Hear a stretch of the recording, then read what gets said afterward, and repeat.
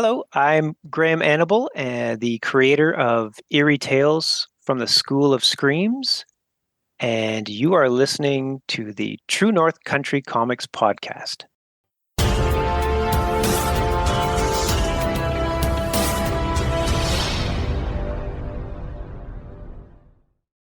Welcome to the True North Country Comics podcast, dedicated to promote Canadian comic book and graphic novel creators and supporters. I'm John Swinimer. If you want to drop me a line, you can contact me at john@truenorthcountrycomics.com.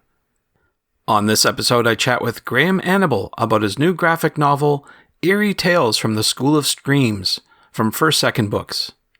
This podcast is available on Apple Podcasts, Google Podcasts, and YouTube. Please like and subscribe to that video channel.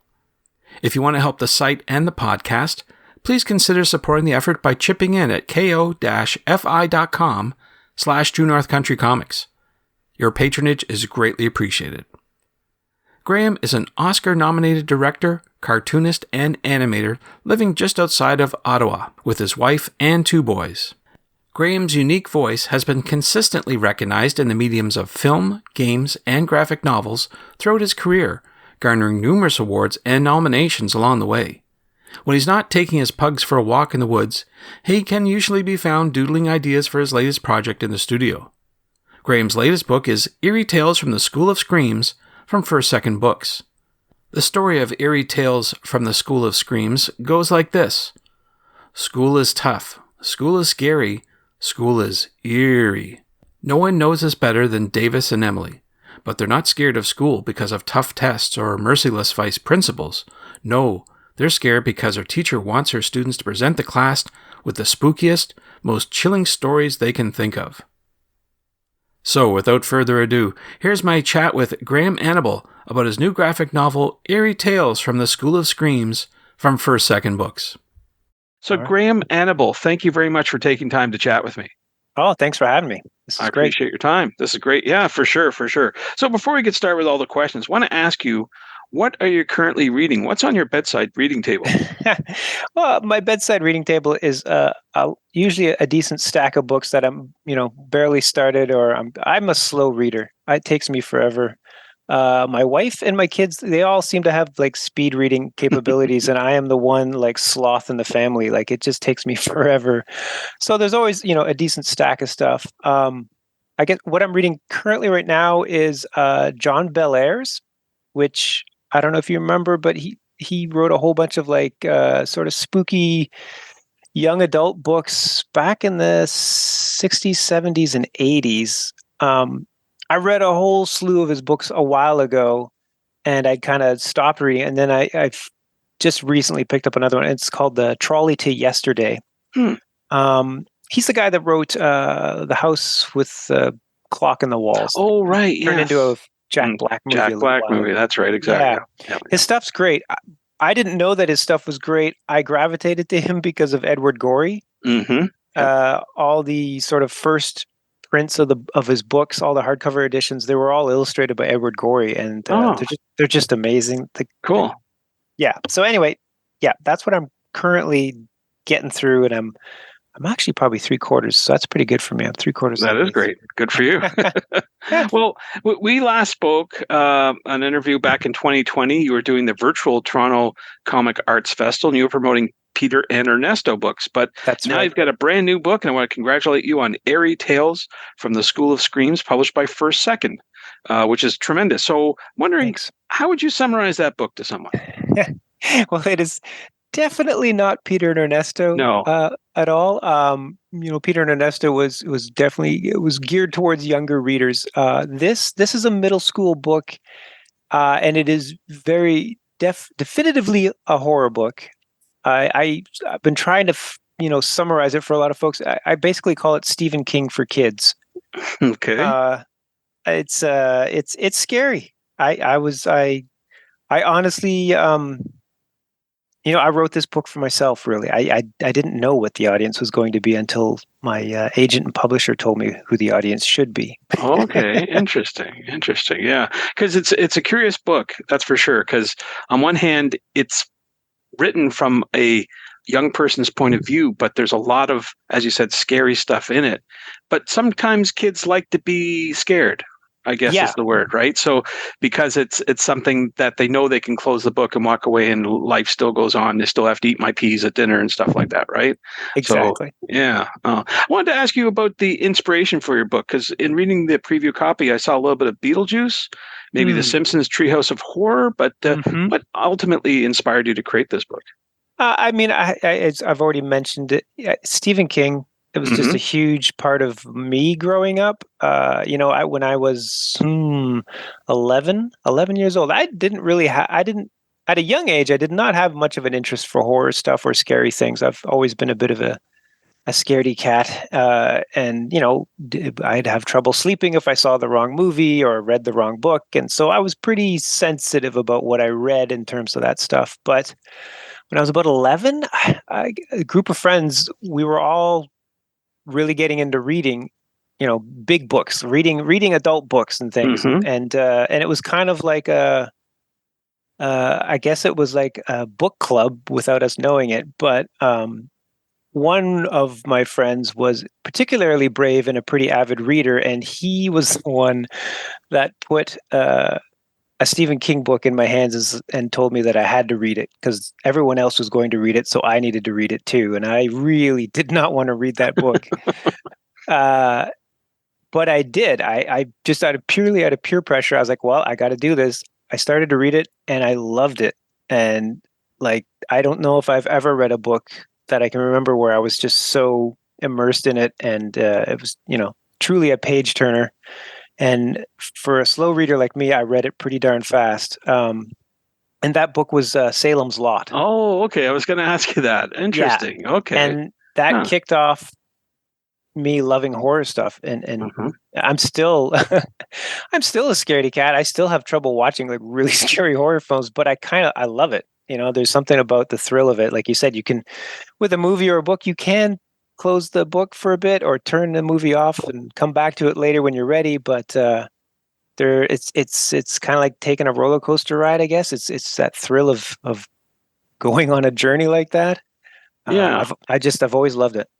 Yeah. I've read, in fact, I was a huge Stephen King fan for a long time. In fact, I actually drove up to his house in Maine one time and Oh wow. followed the route through all his places. But I was going to say, I think if I can remember correctly, Stephen said something. Oh my, on writing, he's got this tremendous book for writers. I love it. I've read Yeah, that book just yeah, just in the last year or two, and it's so good.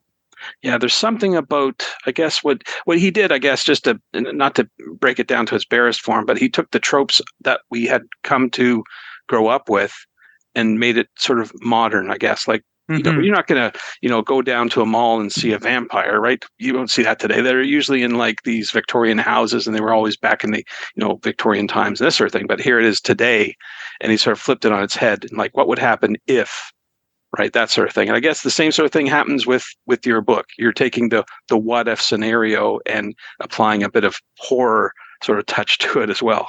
Yeah, yeah. I guess there's one story in there. It's exception in that it is historical in its setting, but yeah, you're right. The rest of the stories are all very contemporary, and yeah, and I think that's part of why I loved Stephen King, I guess, and why his writing grabbed me right away was that it was just, it was completely relatable to our time and everything, and so it wasn't like reading H.P. Lovecraft or Oh, going right. back to Yeah. Bram Stoker or something where you kind of have to get your head around the context of that era to, appreciate it and Sure. understand it.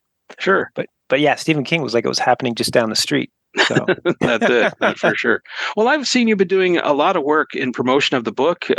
You're doing a lot of interviews and articles, and in fact, you're doing a lot of your own self promotion. But I Mhm. want to ask you, do you have any other plans about promoting the book later on this year? Well, I did do just this past week. I did a book launch event at a bookstore, the Spaniel's Tale, down in Ottawa, downtown Ottawa, and that was great. I got to read to a whole big group of kids, and I got to read one of the stories to them. And I don't know, it's always more fun with a live audience Mm-hmm. for that, for especially for horror stuff. Uh, and I did a talk at the Ottawa Public Library. So I've been doing a bunch of sort of events close by to where I'm currently living. and there is talk of possibly, it's a bit of a Halloween book. So Hmm.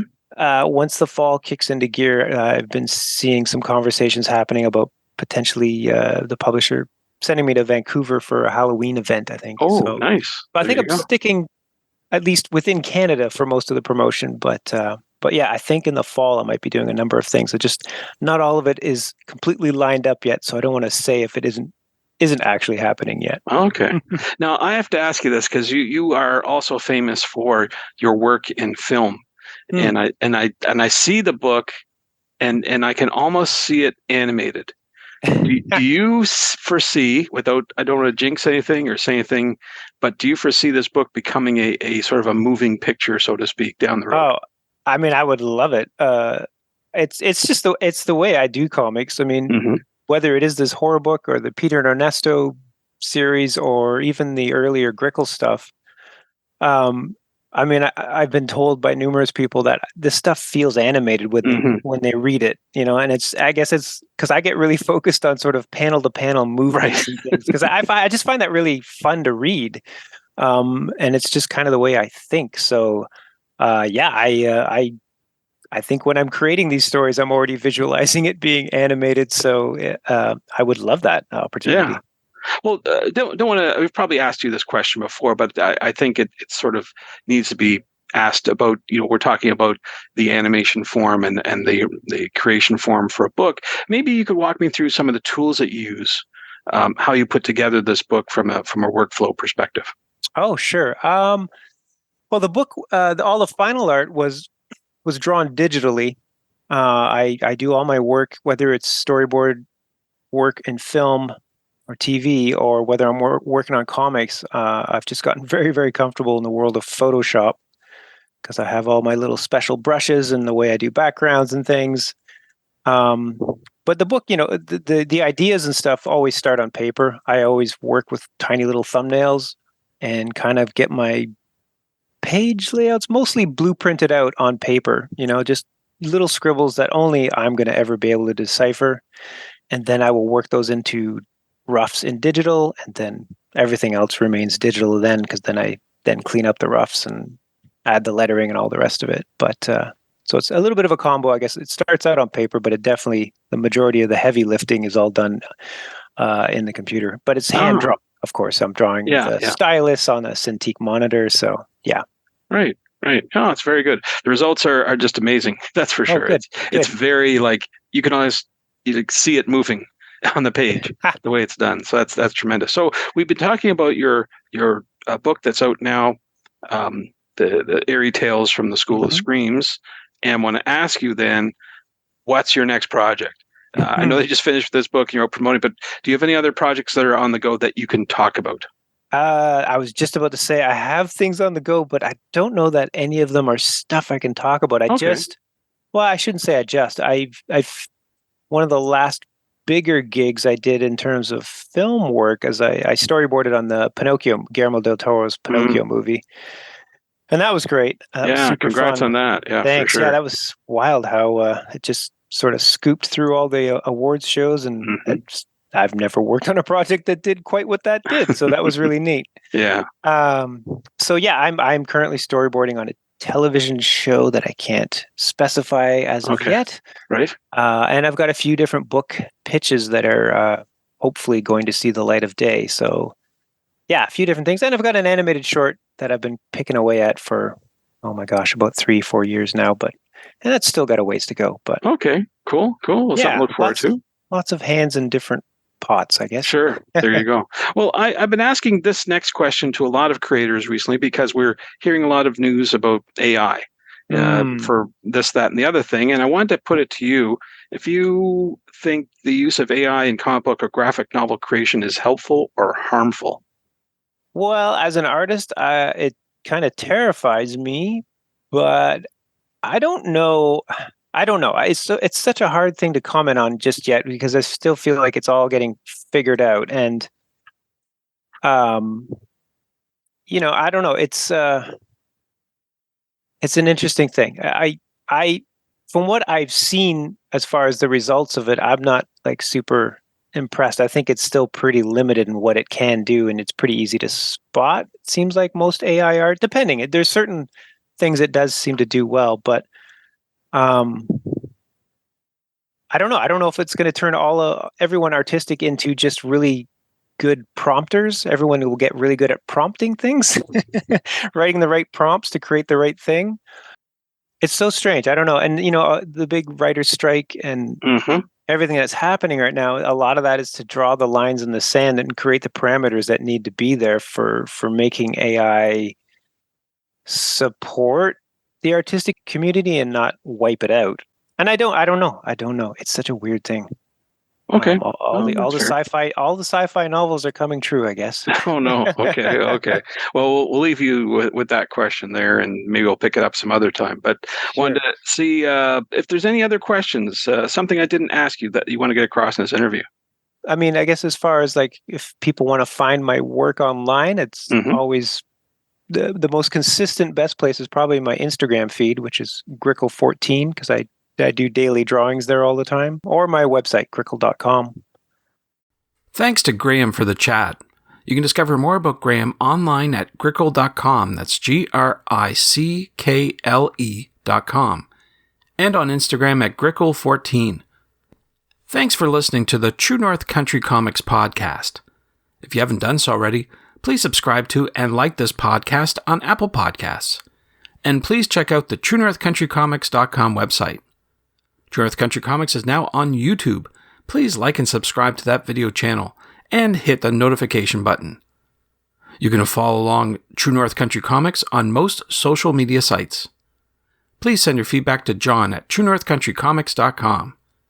And if you want to help the site and the podcast, please consider supporting the effort by chipping in at ko-fi.com/True North Country Comics. Your patronage is greatly appreciated. Thanks for listening, and come back soon for another episode. Bye for now. True North Country Comics Podcast is copyright True North Country Comics, copyright 2023.